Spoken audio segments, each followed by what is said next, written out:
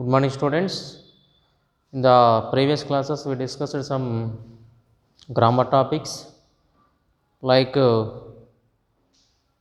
silent letters, odd words, syllables,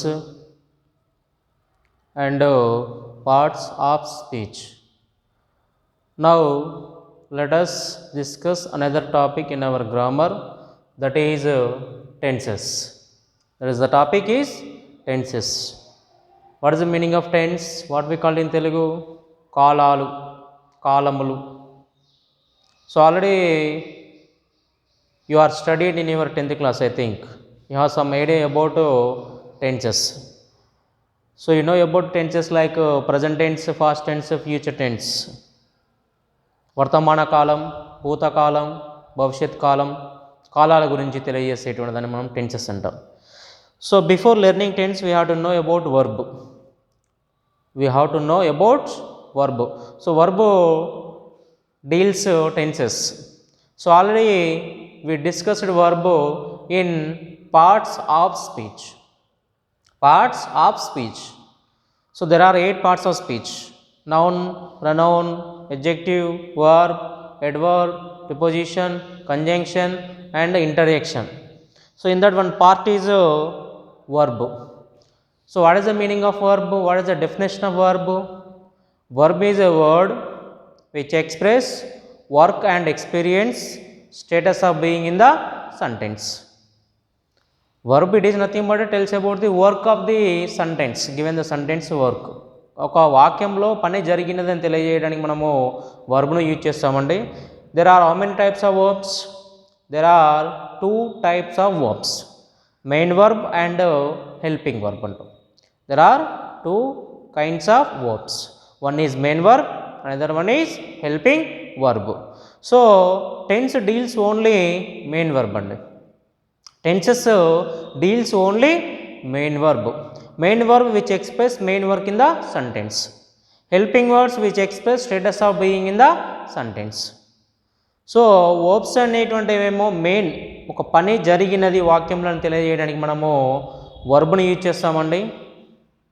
అలానే helping verb అనేటువంటిదేమో ఒక వ్యక్తి యొక్క స్టేటస్ని కానీ పొజిషన్ని కానీ తెలియజేయడానికి హెల్పింగ్ వర్బ్స్ అనేది యూజ్ చేస్తాం. సో ఇక్కడ టెన్స్ అనేటువంటి మెయిన్ వర్బ్ని ఇండికేషన్ చేస్తుందండి. For example, if you take one verb that is go. Go, read, drink, write, sleep, sing, play, come, listen, ఇవన్నీ ఏంటి అంటే మనకి మెయిన్ వర్బ్స్ అంటాం. How many main verbs we have lot of main verbs, number of main verbs like A to Z అంటాం. A for, B for, C for, ఇలా ఉంటాయండి. Number of main verbs అనేవి మనకి A నుంచి Z వరకు ఆల్ఫాబెట్కి సంబంధించి main verbs అనేటువంటివి కూడా ఉంటాయండి. ఆ మెయిన్ వర్బ్స్ అన్నీ మనకి రావాలి ఫస్ట్. మళ్ళా each main verb has how many forms? Each main verb has 4 forms. ఒక్కొక్క వర్బ్కి మళ్ళా 4 ఫార్మ్స్ ఉంటాయండి. లైక్ ఫర్ ఎగ్జాంపుల్, వాటిని ఏమంటామంటే verb form 1, V2, V3, V4 లాగా మనకి ఫామ్ 1, 2, 3, 4 అనేటువంటిది simple form or base form, continuous form, past participle and present participle అని అంటుంటాం. Simple form or base form, past participle, present participle and past form. ఈ విధంగా మనకి each verb has how many forms? 4 forms ఉంటాయి. For example, if you take go, go, went, gone, going. Go, went, gone, going. Drink, drank, drunk, drinking. Sleep, slept, slept, sleeping. Write, wrote, written, writing. Eat, ate, eaten, eating. Play, played, played, playing. Come, came, come, coming. Learn, learnt, lent, learning. Ask, asked, asked, asking. So ఇలా ఉంటాయండి మనకి number of main verbs అనేటువంటి ఉంటాయండి. ఇలా ఒక verb చెప్పగానే, ఒక verb ఇలా అనగానే, కమ్ అనగానే కేమ్, కమ్, కమింగ్. రైట్ అనగానే wrote, right, wrote, return, writing అని కనుక మనకి 4 ఫామ్స్ అనేటువంటి వచ్చి ఉండాలి. అలా వచ్చి ఉన్నప్పుడు మనకి ఒక టెన్స్ నుంచి ఇంకొక టెన్స్లోకి మార్చుకోవడానికి అవకాశం అనేటువంటిది ఈజీగా ఉంటుంది. Without learning verb we cannot change forms అండి. అర్థమవుతుందండి. ఒకవేళ కనుక మనకి వర్బ్ ఫామ్స్ కనుక తెలియనట్లయితే ప్రజెంట్ నుంచి ఫాస్ట్లోకి, ఫాస్ట్ నుంచి ఫ్యూచర్లో కానీ, ఫ్యూచర్ నుంచి ఫాస్ట్లో కానీ, ఫాస్ట్ నుంచి ప్రజెంట్లో కానీ మార్చడానికి అవకాశం అనేటువంటిది ఉండదు. సో కాబట్టి మీ దగ్గర ఎనీ అదర్ మెటీరియల్ కానీ, గ్రామర్ టాపిక్ సంబంధించినటువంటి గ్రామర్ బుక్స్ కానీ, మెటీరియల్స్ కానీ ఏమైనా ఉన్నట్లయితే వాటిలో మనకి వర్బ్ ఫామ్స్ ఖచ్చితంగా ఉంటాయండి. టెన్సెస్ అనేటువంటి ఎవ్రీ గ్రామర్ టాపిక్లో ఉంటుంది. జనరల్గా మీరు స్టడీ చేయండి. మీ 10th క్లాసు ఇంగ్లీష్ బుక్ కానీ, గ్రామర్ కానీ మెటీరియల్లో ఉన్నా కూడా వర్బ్ ఫామ్స్ అనేది ఉంటాయి. అవన్నీ కనుక మీరు బిఫోర్ లెర్నింగ్ నేర్చుకొని ఉన్నట్లయితే it will very easy to do the tenses and in the examination point of view. Easily will get 4 marks in the examination point of view. So ఈ విధంగా మనకి వర్బ్ గురించి, వర్బ్ ఫామ్స్ గురించి మీరు నేర్చుకోండి. So తర్వాతకి మనకి టాపిక్ అయినటువంటి టెన్సెస్ అండి. సో టెన్సెస్ అనేటువంటివి there are tense classified into 3 types అండి. Mainly present tense, past tense, future tense. Present tense అంటేనేమో వర్తమాన కాలం అంటాం. ప్రస్తుతం జరుగుతున్నటువంటి పనుల గురించి తెలియజేసేదాన్ని మనము వర్తమాన కాలం అంటాం. ఫాస్ట్ టెన్స్ అంటే భూతకాలం, జరిగిపోయినటువంటి పనులను తెలియజేయడానికి completed actions we express in past tense. Future భవిష్యత్ కాలం, what will happen future, after minute, after 1 hour, after day something. భవిష్యత్తులో ఏం జరుగుతుందో తెలియజేసేటటువంటి వాటన్నిటి కూడా మనము ఫ్యూచర్ టెన్స్ అనేది యూజ్ చేస్తుంటాం. So there are mainly 3 types of tenses: present tense, past tense and future tense. Each tense has 4 forms. ఇలా మనకి ఒక్కొక్క టెన్స్కి మళ్ళా 4 ఫామ్స్గా డివైడ్ చేయడం జరిగిందన్నమాట. సో ఈ విధంగా ఉంటే మనకి each tense has how many forms? 4 forms. 4 into 3 it is equal to 12 tenses. అంటే మొత్తం మనకి ఎన్ని టెన్స్ ఉంటాయండి? Totally there are 12 types of tenses. There are mainly 3 types of tenses. Each tense has 4 forms. So totally there are 12 types of tenses. ఈ విధంగా మనకి 12 టెన్స్లు అనేటువంటివి ఉంటాయండి. So what are the 4 forms? Like one is simple, second one is continuous, third one is perfect, fourth one is perfect continuous. Simple, continuous, perfect, perfect continuous. For example, if you discuss about present tense, simple present tense, present continuous tense, present perfect tense, present perfect continuous tense. ఈ విధంగా ఉంటుంది. If you discuss about past tense, simple past tense, past continuous tense, past perfect tense, past perfect continuous tense. If you discuss about future tense, simple future tense, future continuous tense, future perfect tense, future perfect continuous tense. So ఈ విధంగా మనకి 12 types of tenses ఉంటాయి. ఈ 12 types of tenses అనేది మనము discuss చేసుకోవాలండి. Each tense has definition, as one structure and also we have keywords. ప్రతి టెన్స్కి ఒక సూత్రం ఉంటుంది, కీవర్డ్స్ ఉంటాయి, డెఫినేషన్స్ ఉంటాయండి. ఆ యొక్క కీవర్డ్స్ ప్రకారంగా, స్ట్రక్చర్ ప్రకారంగా మనం వాటికి ఆన్సర్ చేయాల్సినటువంటి అవసరం ఉంటుందండి. మనం రికగ్నైజ్ చేసుకోవాలి ఏ టెన్స్ ఉంది. ప్రజెంట్లో ఉంటే సింపుల్లో ఉందా, పర్ఫెక్ట్లో ఉందా, పర్ఫెక్ట్ కంటిన్యూషన్లో ఉందా, కంటిన్యూషన్లో ఉందా అనేటువంటి విధంగా తెలుసుకోవాలన్నమాట. So now let us discuss in present tense, that is simple present tense. First one, what is present tense?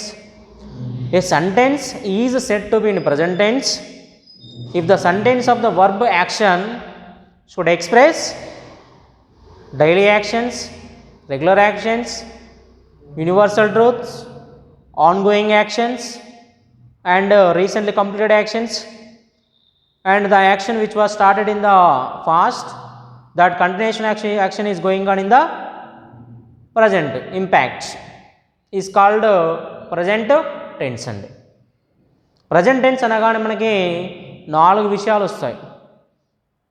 ఒక వాక్యంలో డైలీ జరిగేటువంటి పనుల గురించి తెలియజేయడానికి కానీ, అలానే ఒక పని జరుగుతున్నదని తెలియజేయడానికి కానీ, ఒక పని ఇప్పుడే జరిగినది అని చెప్పడానికి, ఒక పని కొంతకాలం క్రితం స్టార్ట్ చేయబడి దానికి కంటిన్యూషన్గా ఒక పని జరుగుతూ ఉన్నదని చెప్పడానికి మనము ప్రజెంట్ టెన్స్ అనేటువంటిది యూజ్ చేస్తామండి.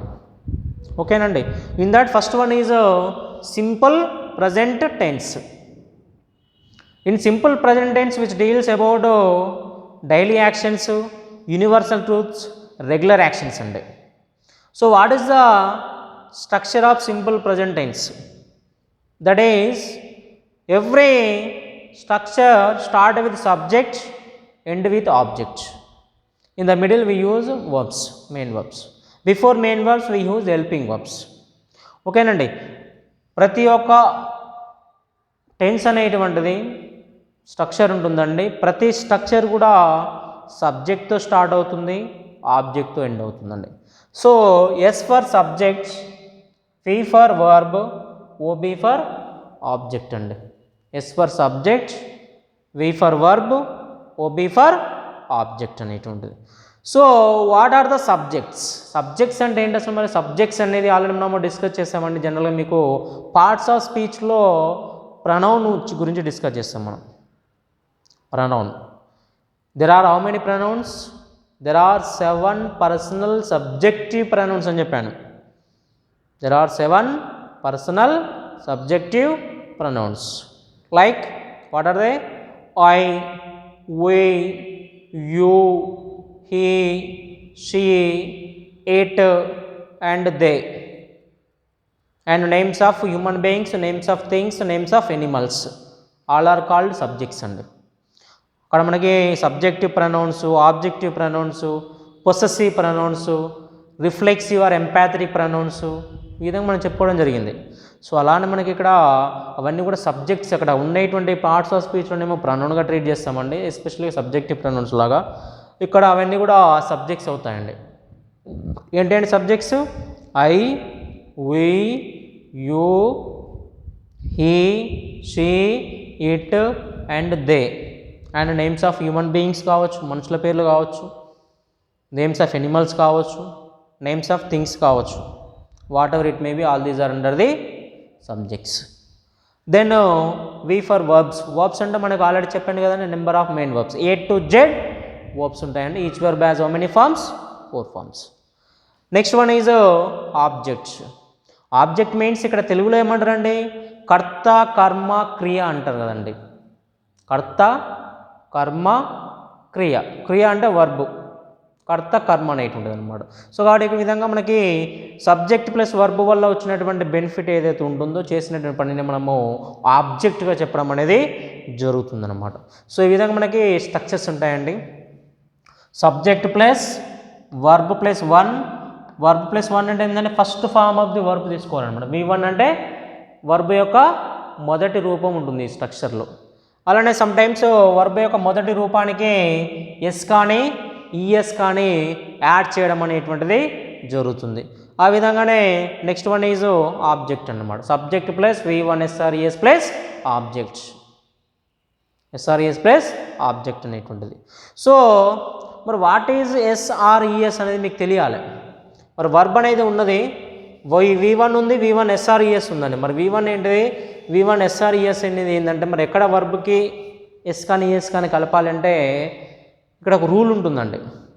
If the subject has in third person singular, if the subject has in third person singular, we should add SRES to the verb form. ఒకవేళ కనుక సబ్జెక్ట్ స్థానంలో థర్డ్ పర్సన్ సింగులర్ ఉన్నట్లయితే వర్బ్కి s కానీ es కానీ జత చెయ్యాలి అన్నప్పుడు మరి థర్డ్ పర్సన్ సింగులర్ అంటున్నాం. మరి ఎన్ని పర్సన్స్ ఉన్నాయి? సింగులర్స్ ఏంటి, ఫ్లూరల్స్ ఏంటి కనుక ఒకసారి మనం అబ్జర్వ్ చేసినట్లయితే మనము ఫస్ట్ పర్సన్గా సింగులర్ తీసుకోవచ్చు అండ్ ప్లూరల్ తీసుకోవచ్చండి. ఫస్ట్ పర్సన్ సింగులర్ వచ్చేసి ఐ అండి, ప్లూరల్ వచ్చేసి వి ఉంటుంది. అలానే సెకండ్ పర్సన్ సింగులర్ వచ్చేసి యు అండి, ప్లూరల్ ఆల్సో యు ఉంటుంది. అలానే థర్డ్ పర్సన్ కనుక తీసుకున్నట్లయితే సింగులర్ వచ్చేసి she, he, it and names ఉంటాయండి. ప్లూరల్ వచ్చేసి దే వస్తుంది అనమాట ఇక్కడ. ఇదంతా వచ్చేసి పర్సన్స్. ఓకేనండి, ఇది ఒక టేబుల్ రూపంలో కూడా మీకు ఐడియా ఉండాలన్నమాట ఇక్కడ. అర్థమవుతుందండి? There are 3 persons. First person, second person and third person. Each person has a singular and plural. What is the first person singular? I. Plural we. And second person singular you. Plural also you. అంటే రెండు same ఉన్నాయంటే ఇక్కడేమో singular కాబట్టి నీవు అనే meaning వస్తుందండి. Plural వచ్చినప్పుడు మీరు అనేటువంటి మీనింగ్ వస్తుంది. థర్డ్ పర్సన్ సింగులర్స్ ఏంటండి? She, he, it and names అనేటువంటి. He, she, it and names. Plural వచ్చేసి దే ఉంటుంది. సో ఈ విధంగా మనకి ప్లూరల్ పర్సన్స్ యొక్క టేబుల్ అనమాట.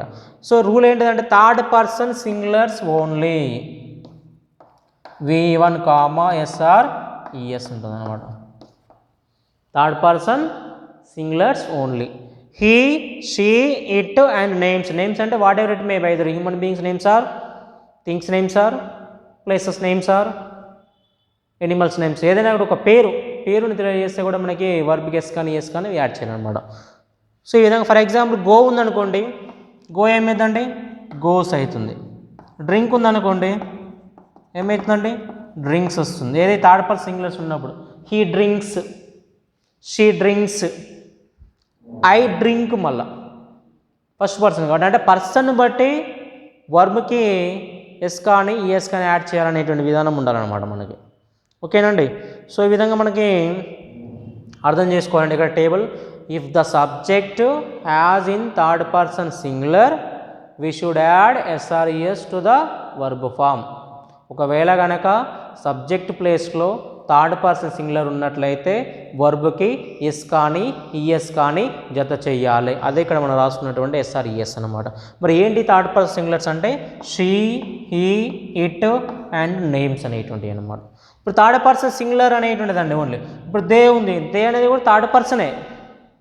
They it is a third person but that is a plural, it's not a singular అనమాట. దే అనేది ఓన్లీ థర్డ్ పర్సన్ ప్లూరల్ అండి, it's not a third person singular. So ఓకేనండి. సో ఈ విధంగా మనకి table రావాలి. సో ఈ విధంగా స్ట్రక్చర్ నేర్చుకున్న తర్వాతకి what are the keywords? Keywords అంటామండి, ఫాలోయింగ్ వర్డ్స్ అంటామండి. ఫైండ్ అవుట్ చేయడానికి మనం ఉపయోగించే టెన్స్ అనేటువంటి.